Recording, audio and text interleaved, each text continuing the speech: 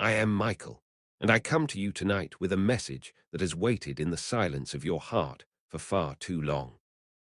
I come to speak about something you carry but rarely name, something that has grown heavier with each passing year, each birthday, each moment when you looked back at your life and whispered to yourself that you should have done better, been better, chosen better.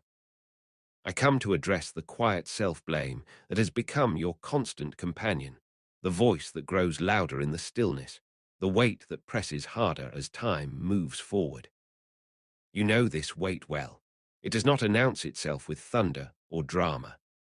It arrives softly, in the moments between sleep and waking, in the pause before you speak, in the silence after someone pays you a compliment that you cannot quite accept. It is there when you see old photographs and wonder who that younger person was and why they made the choices they made. It is there when you hear about someone else's success and feel a strange mix of happiness for them and sadness for yourself. It is there in the accumulation of all the small moments when you told yourself you were not enough, when you believed that your best efforts were merely adequate, when you confused being human with being deficient.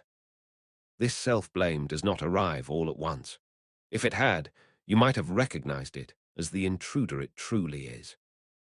Instead, it accumulates gradually, like dust settling on surfaces you forgot to tend, like water slowly filling a vessel drop by drop, until one day you realize you have been carrying an ocean. It begins in childhood, with the first time an adult's disappointment made you feel responsible for their emotions. It grows in adolescence, when you learn to measure yourself against impossible standards and found yourself perpetually lacking. It deepens in young adulthood, when the gap between your dreams and your reality first became visible. And it calcifies in your middle years and beyond, when the paths not taken begin to haunt you more than the paths you chose. When the mistakes of your past feel more real than the possibilities of your future. I watch as so many of you carry this burden, and what breaks my heart is how quietly you carry it, how privately you suffer, how convinced you are that this pain is deserved. That this constant self-criticism is simply realism, that being hard on yourself is the same as being honest with yourself. You have learned to treat yourself with a harshness you would never direct at another soul. You have learned to speak to yourself in ways that would horrify you if you heard someone speaking that way to a child, to a friend, to a stranger. You have learned to hold yourself accountable not just for your actions, but for your thoughts, your feelings, your impulses, your exhaustion, your humanity itself. And the most insidious part of this self-blame is how it disguises itself as virtue. It tells you that being hard on yourself is a form of responsibility. That constant self-criticism is a sign of maturity. That never quite forgiving yourself is a way of ensuring you never repeat your mistakes. It whispers that if you stop blaming yourself, you will become complacent, careless, less than who you should be. It convinces you that this internal punishment is necessary, that without it, you would drift into selfishness or laziness or moral failure. But I tell you this truth with all the authority given to me from the highest realms. Self-blame is not virtue. Self-criticism is not wisdom. Unforgiveness toward yourself is not integrity. These things do not make you better. They make you smaller. They do not refine you. They diminish you. They do not protect you from future mistakes. They trap you in past ones. They do not honor the life you have been given. They waste it in the prison of perpetual regret.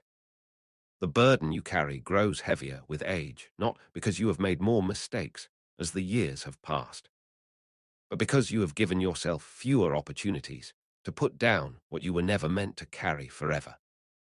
When you were younger, life moved quickly enough that you could sometimes outrun your regrets, distract yourself with new experiences, convince yourself that the future held enough promise to balance the disappointments of the past. But as you age, as the pace slows, as the distractions lose their power, as the future becomes less of an abstract hope and more of a concrete reality, you find yourself alone with the accumulation of every harsh judgment you have ever made against yourself. You find yourself in the quiet hours with all the voices that told you that you failed, that you were not enough, that you should have known better, done better, been better. And perhaps the most painful part is that many of these judgments are not even truly yours. They are the internalized voices of parents who did not know how to love without conditions, teachers who measured worth by performance, partners who confused control with care. A culture that taught you that your value must be earned and can always be lost.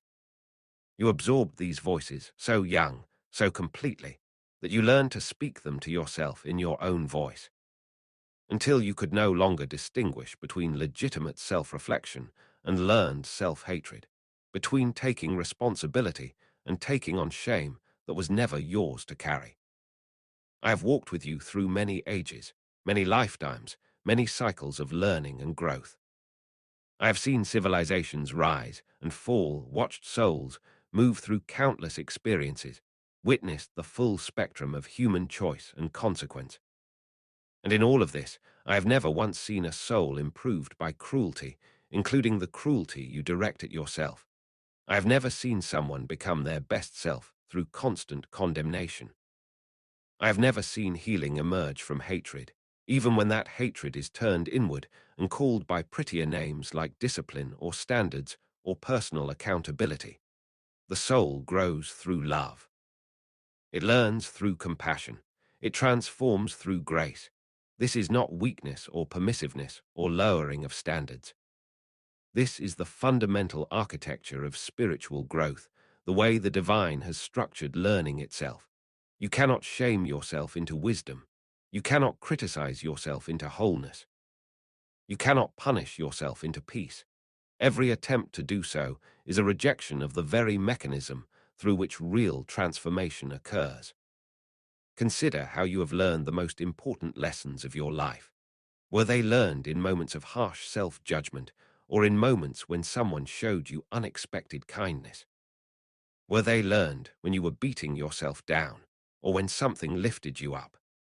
Were they learned through condemnation or through the grace of being seen and valued despite your imperfections? If you are honest, you will recognize that your deepest growth has always come through love, never through the withdrawal of it. You learn to trust when someone was trustworthy. You learn to be generous when someone was generous to you. You learn to forgive when you were forgiven. You learn to hope when someone believed in you.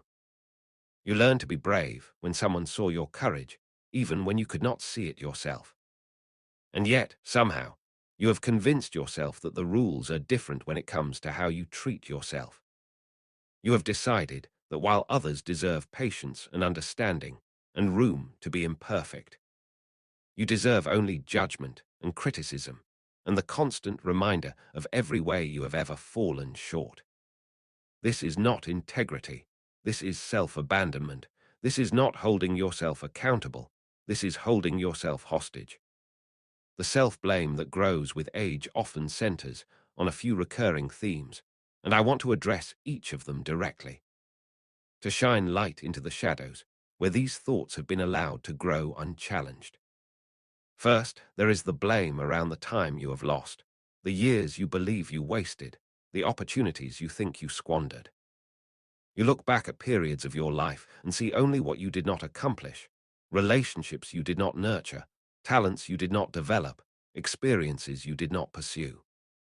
You add up these lost years as evidence of your failure, proof that you have not lived your life well, that you have let something precious slip through your fingers while you were distracted or afraid or making what you now see as wrong choices. But here is what you do not see when you judge your past from your present. You do not see the full context of who you were then, what you knew then, what resources you had then, what you were capable of then. You judge your past self with the wisdom of your present self, and this is fundamentally unfair. It is like condemning a child for not having the understanding of an adult, like faulting someone for not seeing what they could only learn by walking through the very experiences you now wish they had avoided. Every moment of your life, even the ones that seem wasted now, served a purpose in making you who you are. Every detour taught you something about direction. Every mistake taught you something about choice. Every relationship, even the ones that ended badly, taught you something about love, about boundaries, about yourself. Nothing was truly wasted. Nothing was truly lost. It was all part of the path that brought you here, to this moment, where you are finally ready to hear these words, finally ready to consider that perhaps you have been too hard on yourself, finally ready to entertain the possibility of self-forgiveness. Second, there is the blame around the people you have hurt, the relationships you have damaged, the ways you have failed those you love. This is perhaps the heaviest form of self-blame, because it involves not just your own suffering, but the suffering of others. You remember harsh words spoken in anger, promises broken in weakness, presence withheld in fear, understanding denied in defensiveness. You remember the look in someone's eyes when you disappointed them, the silence that followed your failure, the distance that grew from your choices. And you have told yourself that you do not deserve to move past this, that forgiveness would be a betrayal of those you hurt, that the only appropriate response is to carry this guilt forever as a form of penance. But consider this. Does your continued suffering help those you hurt? Does your self-punishment heal their pain? Does your refusal to forgive yourself somehow balance the scales of justice? In truth, the opposite is more likely.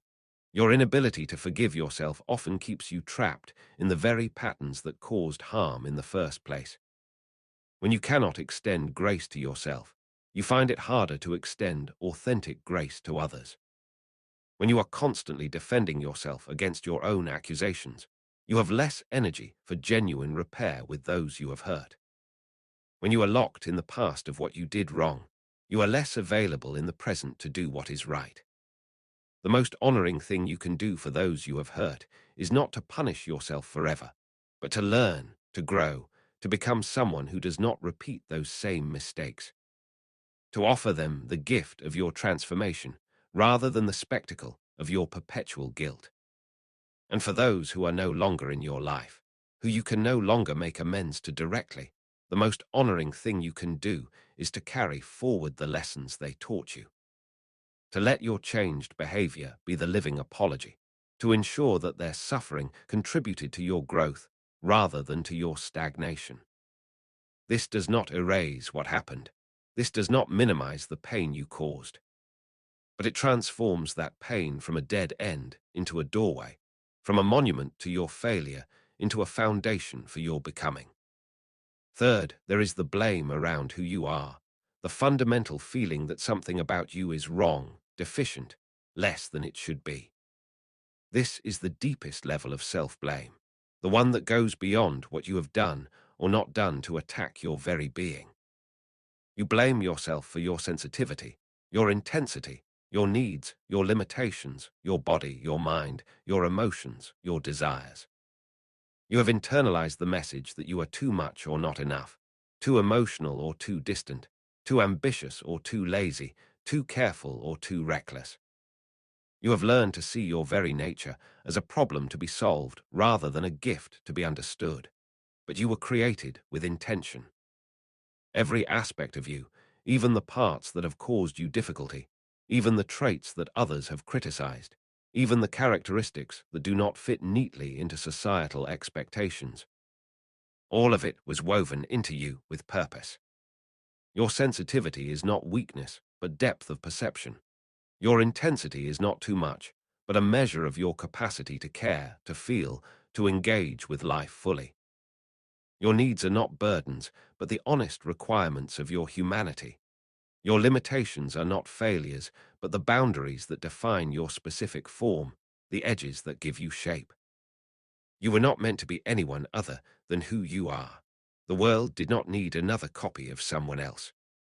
It needed you, exactly as you are, with your particular combination of strengths and struggles, gifts and growing edges, light and shadow. The parts of you that you have blamed and tried to change and wished away, those are often the very parts that hold your greatest potential for contribution, connection, and meaning. I know this is hard to believe after years of being told otherwise. after decades of measuring yourself against standards that were never meant for you, after a lifetime of trying to fit yourself into spaces that were not designed for your shape. But the fact that you do not fit into those spaces does not mean you are broken. It means the spaces were too small. It means the standards were too narrow. It means the measurements were wrong, not you. As you age, this self-blame often intensifies because you feel you are running out of time to become who you think you should have been. You see the gap between who you are and who you imagined you would be, and that gap feels like evidence of your failure, proof that you have not lived up to your potential, that you have somehow missed the point of your own life. You think about the dreams you have not realized, the person you have not become, the life you have not lived, and you conclude that the problem is you, that if only you had been different, better, more disciplined, more talented, more fortunate, then everything would have turned out as it should have. But what if the life you imagined was never the life you were meant to live? What if the person you thought you should become was based on someone else's values, someone else's definition of success, someone else's understanding of what makes a life worthwhile? What if you have been blaming yourself for not achieving a destination you were never meant to reach, for not becoming a person you were never meant to be? The dreams you formed in youth were formed with incomplete information. You dreamed based on what you had been taught to value, what your culture celebrated, what seemed to promise happiness or respect or security, but you did not yet know yourself fully. You did not yet understand what would actually fulfill you, what would align with your deepest nature, what would allow you to contribute your unique gifts in your unique way. Many of those early dreams were beautiful and sincere, but they were also, in some ways, inherited rather than chosen, aspirational rather than authentic. And as you have lived, as you have encountered obstacles and opportunities you could not have anticipated, as you have discovered aspects of yourself you did not know existed, as you have been shaped by experiences you could not have predicted, your path has diverged from those early visions. This divergence is not failure. This is how a life actually unfolds. This is how a soul discovers its true work. This is how you find out who you really are rather than who you thought you should be. The self-blame comes from judging your actual life against an imagined life and finding the reality wanting. But the imagined life was never real. It was a story you told yourself before you had lived enough to know what story you were actually in. The life you have lived, with all its unexpected turns and disappointing compromises and surprising joys and hard-won wisdom, this is the real story. This is where the actual meaning lies. This is where your genuine contribution exists. And when you stop blaming yourself for not living the imagined life, you become free to recognize the value, the beauty, the significance of the life you have actually lived. I want you to consider how much energy you have spent on self-blame over the years. I want you to add up all the hours you have spent in harsh self-judgment, all the moments you have replayed your mistakes, all the times you have told yourself you are not enough. I want you to recognize how much of your precious life force has been diverted into this internal prosecution, this constant trial in which you are both the accused and the accuser, both the defendant and the judge, and somehow always found guilty, always sentenced to more self-punishment, never granted pardon or release. What could you have created with that energy? What could you have experienced? What relationships could you have deepened? What joys could you have savored? What growth could you have embraced? The cost of self-blame is not just the pain it causes in the moment. The cost is everything you could have done, been, experienced, contributed if that energy had been available for anything other than your own condemnation. And the tragedy is that this self-blame accomplishes nothing positive. It does not make you better. It makes you bitter. It does not inspire growth. It paralyses you. It does not protect you from future mistakes. It makes you so afraid of making another mistake that you stop taking risks, stop trying new things, stop reaching for anything that might result in failure. Self-blame shrinks your life. It convinces you that you deserve less than you do, that you should want less than you do, that you should settle for less than you were meant for. It keeps you small and safe and separate from the fullness of experience that was always meant to be yours. But here is the beautiful truth, the truth I have come to deliver tonight. You can stop. You can put down this burden. You can choose differently. Not because you have suddenly become perfect, not because you have finally earned the right to self-compassion, but simply because this weight was never yours to carry. Because carrying it serves no one, because you are allowed to forgive yourself, because grace is available, because mercy is real, because you are loved beyond your capacity to understand. And that love does not require you to punish yourself as proof of your sincerity. Self-forgiveness is not the same as self-deception. It does not require you to pretend you have never made mistakes. It asks you to acknowledge your mistakes, learn from them, make whatever amends are possible, and then release the endless rehearsal of your guilt. It asks you to treat yourself with the same compassion you would offer to anyone else who was genuinely sorry, who had learned from their experience, who was trying to do better. It asks you to recognize that holding on to blame past, the point of learning is not virtue but violence, not wisdom but waste, not justice but cruelty. You are afraid that if you forgive yourself, you will lose your motivation to be good, to do better, to avoid repeating your mistakes. But this fear is based on a misunderstanding of human nature. People do not need to hate themselves to grow. In fact, the opposite is true. Self-hatred blocks growth. It keeps you defending against your own accusations rather than opening to new possibilities. It keeps you focused on who you have been rather than who you might become. It keeps you in a stance of resistance rather than receptivity. Real growth happens when you feel safe enough to be honest about your limitations, secure enough to take risks, supported enough to fail and try again. Real growth happens in an environment of compassion, not condemnation, and you can create that environment within yourself. You can become for yourself what you needed others to be for you. You can offer yourself the patience, the understanding, the encouragement, the forgiveness that you may not have received, but that you absolutely deserve. This is not selfishness. This is stewardship. This is not letting yourself off the hook. This is unhooking yourself from a punishment that has exceeded any reasonable sentence. This is not giving up on being better. This is giving up on the belief that you must be cruel to yourself in order to improve. As you age, you have an opportunity that younger people often miss. You have the perspective to see patterns, to recognize what has worked and what has not, to distinguish between the voices that serve your growth and the voices that only serve your suffering. You have lived long enough to see that beating yourself up did not make you better, that self-criticism did not lead to self-improvement, that guilt did not transform into grace, no matter how long you carried it. You have the evidence of your own experience that there must be another way, and there is. The way forward is the way of compassion. It is to look back at your younger self, at the person who made those choices you now regret, and to see them with kindness, to recognize they were doing the best they could with what they knew, what they had, who they were at that time. It is to acknowledge the context of your choices, the pressures you were under, the fears that drove you, the wounds that shaped you, the limited options that sometimes made every choice feel impossible.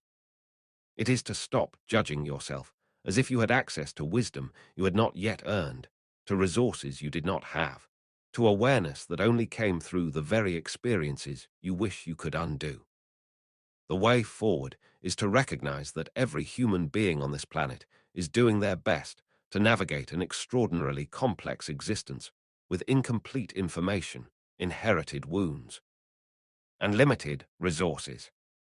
This includes you. You are not an exception. You are not held to a different standard by the divine. You are not required to be perfect while everyone else is allowed to be human.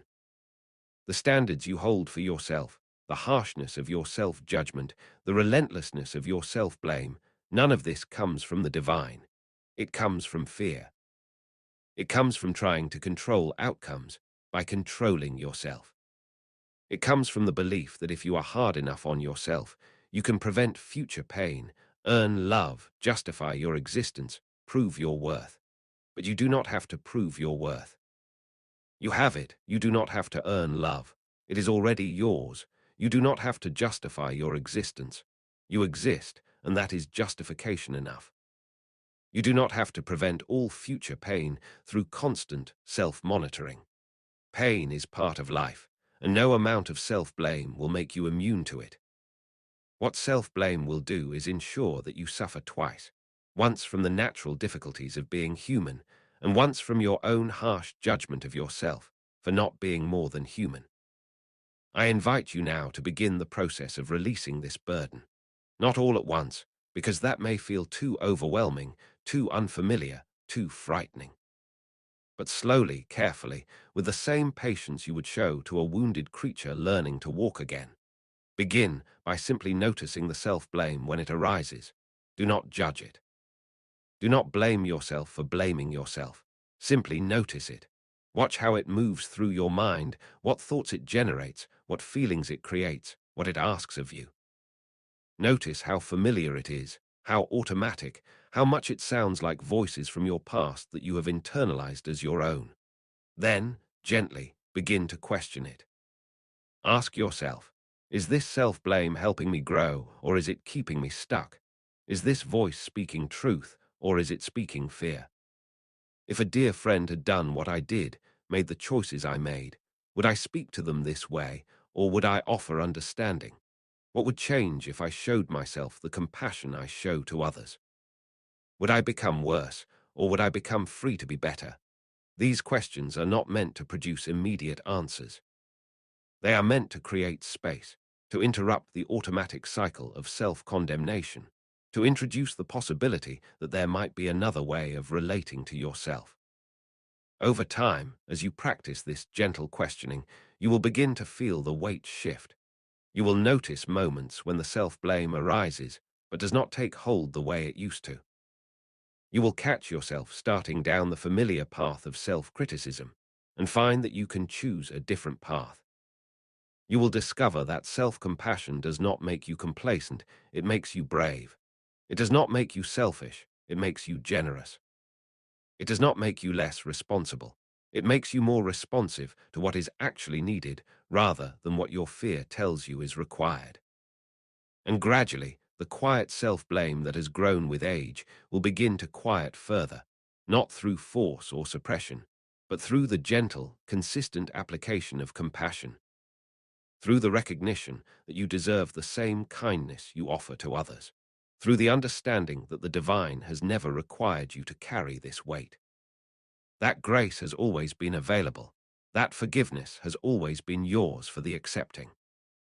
You have carried this burden long enough. You have punished yourself sufficiently. You have paid a price that was never actually owed. It is time to set this down. It is time to forgive yourself.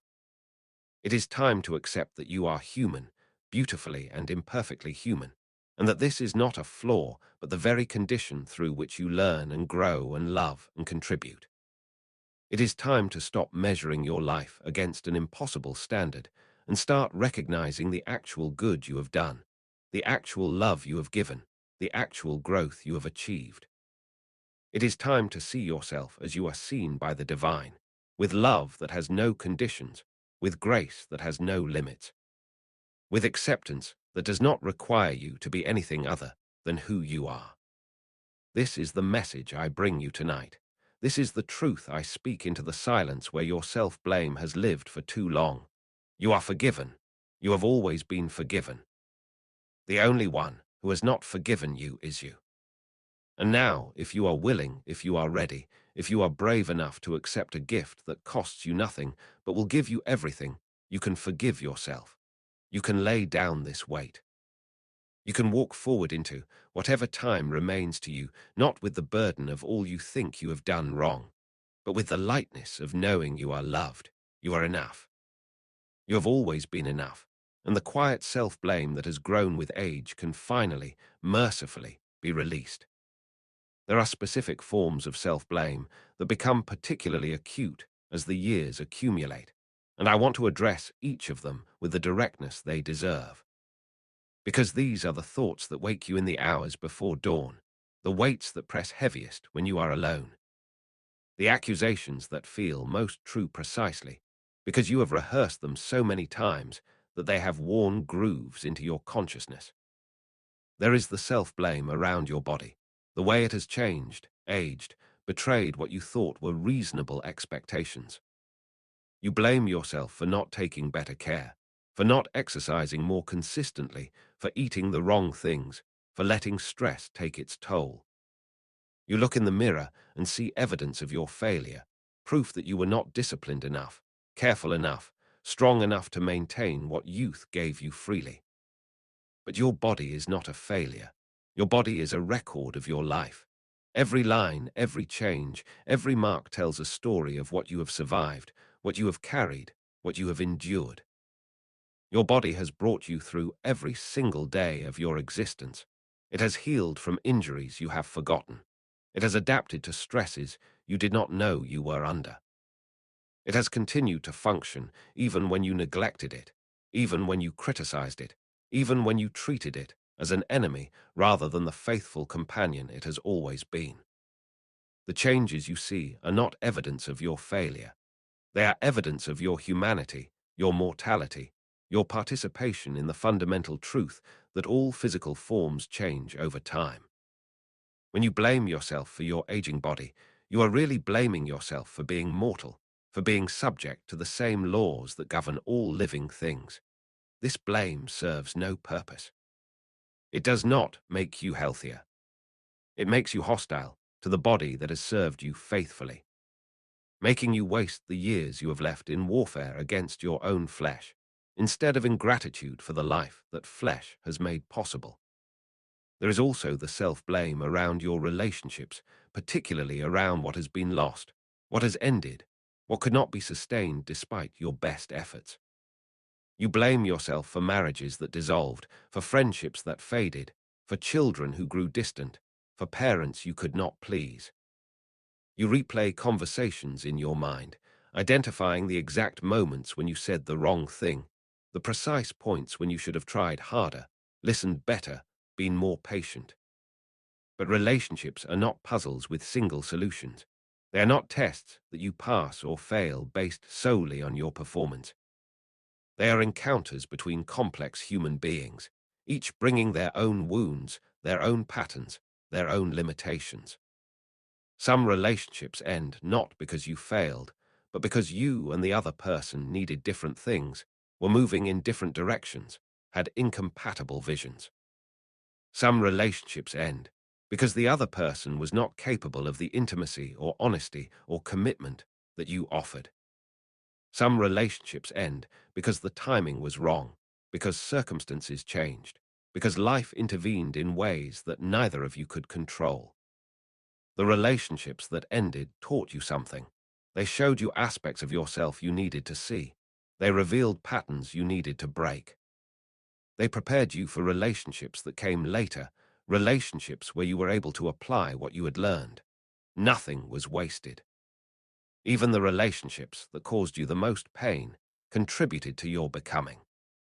And the relationships that remain, that have survived the tests of time and change, these are evidence not of your perfection, but of your persistence.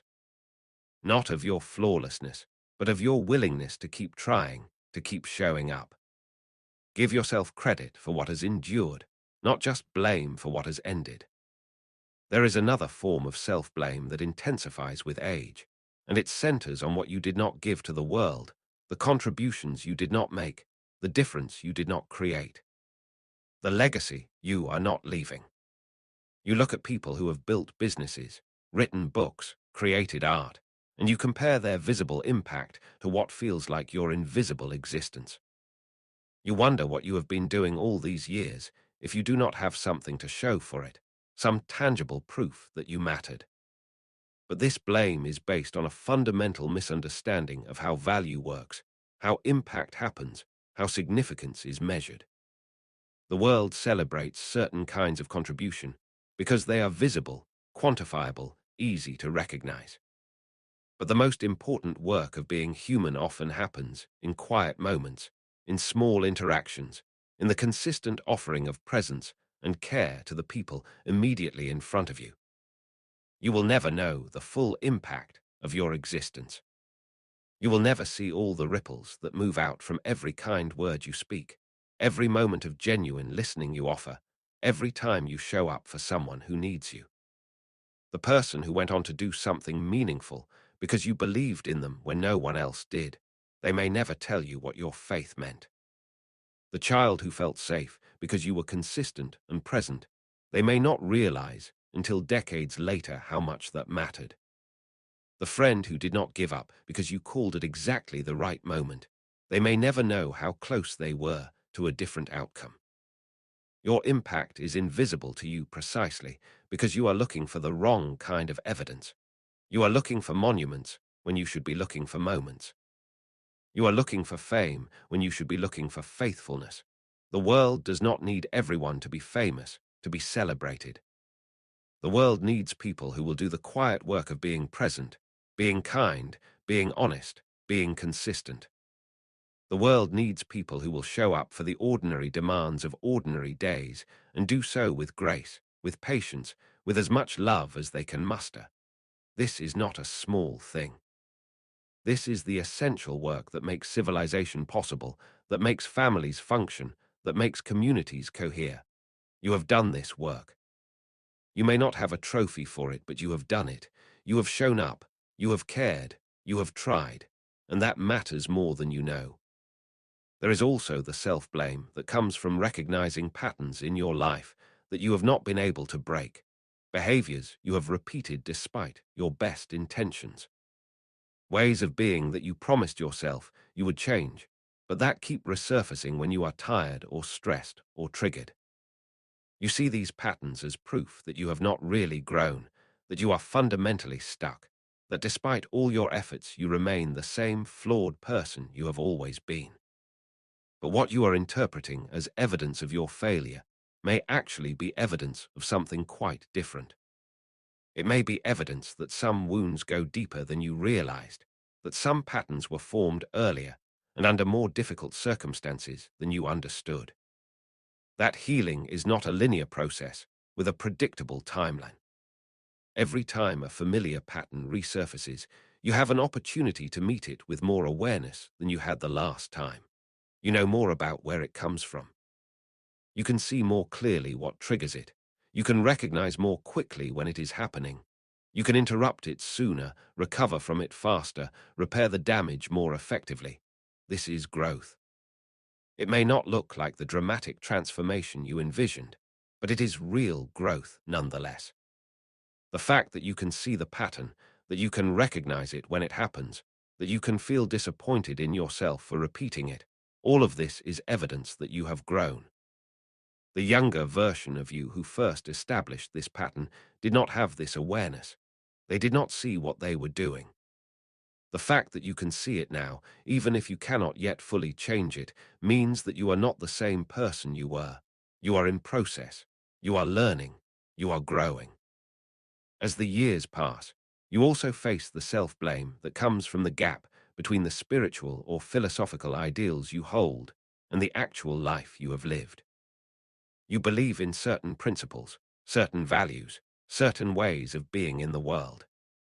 You have read books, attended teachings, had insights, made commitments to yourself about how you would live differently, more consciously, more aligned with your deepest values. And then you look at your actual life and you see the gap.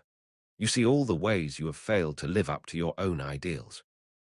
You see the compromises you have made, the times you chose the easier path, the moments when you knew what would be more aligned, but you did what was more convenient instead. But everyone who has ever pursued a spiritual path faces this gap. This gap is not evidence of your failure. It is evidence of your humanity. It is evidence that you are living in a real world with real constraints, real competing demands, real limitations. The ideal is meant to be a direction, a compass, a guide. It is not meant to be a weapon you use to beat yourself for being human. The fact that you see the gap means you are paying attention. It means you have not given up on your ideals. It means you are still in the conversation with yourself about what it means to live well, to live meaningfully. Many people stop having this conversation. They give up on their ideals entirely. You have not done this. You are still trying. You are still aware. You are still committed, even if your commitment is imperfect. This is not failure. This is the lifelong work of becoming. I want to address one more form of self-blame that becomes particularly acute in later years. And this is the blame around what you did not know in time to prevent certain outcomes. The awareness that came too late to help someone you loved, to make different choices that would have led to a different life. You blame yourself for being blind when you needed to see, for being ignorant when you needed to understand, for being slow to learn what you needed to know to prevent pain. This is perhaps the most poignant form of self-blame, because it is based on real loss, real consequences that cannot be undone. The person you lost because you did not understand what they needed until it was too late. The opportunity that closed before you recognized its value. The relationship that could not be saved because you learned the lessons it was trying to teach you only after it ended. But knowledge is not distributed fairly or predictably. You cannot learn what you are not ready to learn. You cannot see what you are not yet able to see.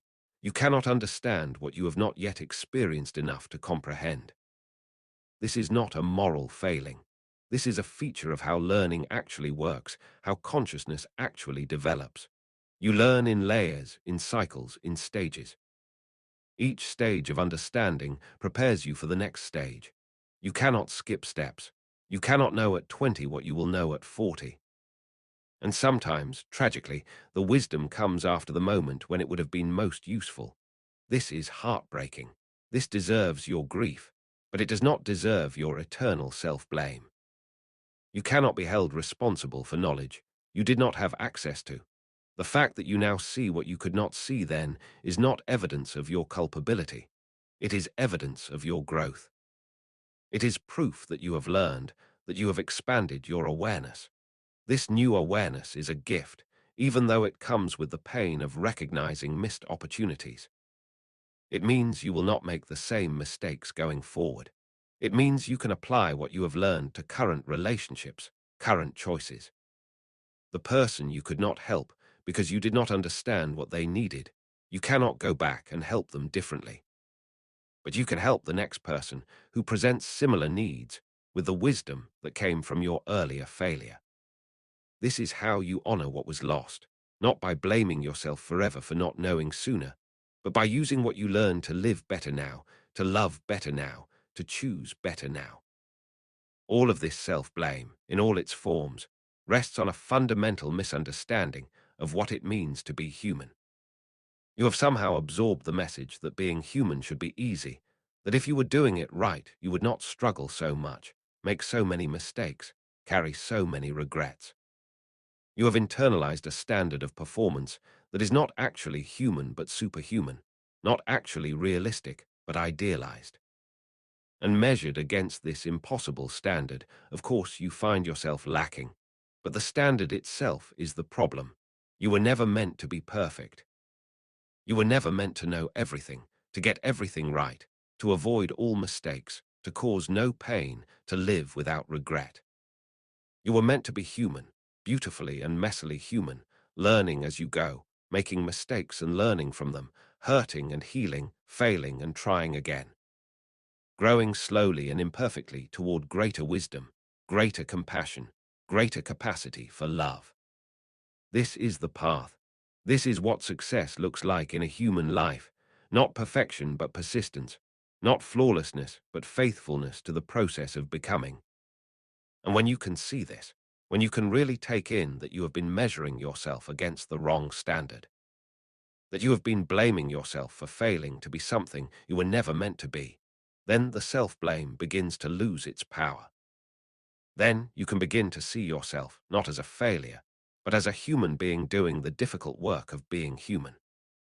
Then you can begin to offer yourself what you have needed all along, not more criticism, not harsher judgment, not endless rehearsal of your inadequacies, but compassion, patience, forgiveness, grace.